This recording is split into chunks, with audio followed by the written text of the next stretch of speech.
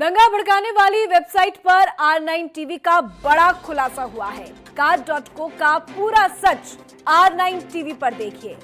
America, Malaysia, Hong Kong जैसी UP में साजिश की जो है वो तैयारी चल रही थी। अमेरिका में ब्लैक लाइव्स मैटर से भड़काए गए थे दंगे और यहाँ भी दलित लाइव्स मैटर से दंगा कराने की तैयारी जो है वो की जा रही थी। R9 टीवी के पास दंगा भड़काने वाला एक्सक्लूसिव पोस्टर मिला है। यूपी में ठाकुरों और दलितों के बीच दंगा कराना इनका मकसद था। अमेरिका की तर्ज पर ही हाथरस में भी दंगे की तैयारी जो है वो की जा रही थी। R9 टीवी पर काज.को का पूरा खुलासा हुआ है। दंगे की साजिश का वर्ल्ड एक्सक्लूसिव पोस्टर R9 के पास है। सीए गैंग ने भी किया था इसी सर्वर का इस्तेमाल।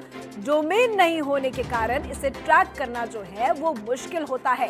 R9 टीवी ने खोली थी दंगाई लॉबी की पोल। योगी सरकार को बदनाम करने की ये पूरी साजिश है, इसका खुलासा हो गया है और एक एक करके कई खुलासे हो रहे हैं और R9 टीवी ने काज.को का खुलासा किया है। ज्यादा जानकारी के साथ एक बार फिर से रुक करते हैं गगन का, जो लगातार हमारे साथ लाइव बने हैं, पल पल के अपडेट हम तक पहुंचा रहे हैं। गगन, योगी सरकार को बदनाम करने की लगातार कोशिश की जा रही है।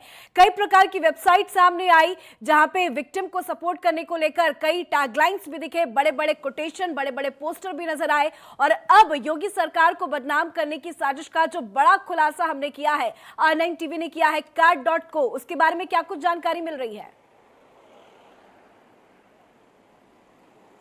देखिए, बिल्कुल पूजा, जब जस्टिस फॉर हाथरस एक नाम की वेबसाइट का पता चला उत्तर प्रदेश पुलिस और खुफिया एजेंसीज को, उसके बाद उसकी जांच पड़ताल चली थी। उसके बाद ये कहा जा रहा था कि कुछ और वेबसाइट्स रन की जा रही थी भारत के अंदर से और भारत के बाहर से, जो खास तौर पर इसी हाथरस मामले को लेकर ही बनाई गई थी। उसमें लगातार ऐसे ऐसे पोस्टर्स बनाए जा रहे थे जो लोगों को भड़काने का काम कर रहे थे, दो समुदायों के बीच में आग लगाने की काम कर रहे थे, जिसमें खास तौर पर दलित और बनाम स्वर्ण करने की कवायद हो रही थी। लेकिन हालांकि उत्तर प्रदेश पुलिस ने, खुफिया तंत्र ने इसको नाकाम कर दिया। लेकिन R9 टीवी ने जिस तरह से काज.को का खुलासा किया है, जैसे उसमें पोस्टर्स बने थे, जैसे पोस्टर की तैयारी की गई थी, बिल्कुल वैसे ही हूबहू अमेरिका में जब अब व्हाइट और ब्लैक के बीच में हिंसा चल रही थी, हांगकांग में, अन्य जितने भी देश हैं वहां पर जो जिस तरह से दो समुदायों या दो वर्गों के बीच में हिंसा भड़की थी, बिल्कुल हूबहू उसी तरह कवायद थी। कोशिश की जा रही थी कि उत्तर प्रदेश में दो समुदायों के बीच में, दो वर्गों के बीच में किसी भी तरह आग लग जाए जिससे पूरा उत्तर प्रदेश जल उठे। लेकिन थोड़ी बहुत खुफिया तंत्र भले ही देर से जागा, लेकिन उसने मंसूबों पर नाकाम किया। 4 लोगों को गिरफ्तार भी किया था, जिसमें एक व्यक्ति ऐसा था जो पत्रकार बनकर घूम रहा था, लोगों के बीच में उनसे इनपुट भी ले रहा था और अपने भी जो विचार थे वो लोगों तक पहुंचा रहा था और उनको भड़काने का काम कर रहा था। एक केरल का व्यक्ति था। 4 लोगों को गिरफ्तार किया गया है। लेकिन ये वेबसाइट में जिस तरह से पोस्टर का खुलासा हुआ है, वो खुफिया तंत्र की नींद उड़ा दी है, यूपी पुलिस की नींद उड़ा दी है। और R9 टीवी कल से लगातार दिखा रहा है कि कैसे खुफिया तंत्र के नाक के नीचे, उत्तर प्रदेश की हाईटेक पुलिस की नाक के नीचे ऐसी वेबसाइट रन हो रही थी। ऐसी वेबसाइट से जो लिंक्स हैं वो शेयर किए जा रहे थे।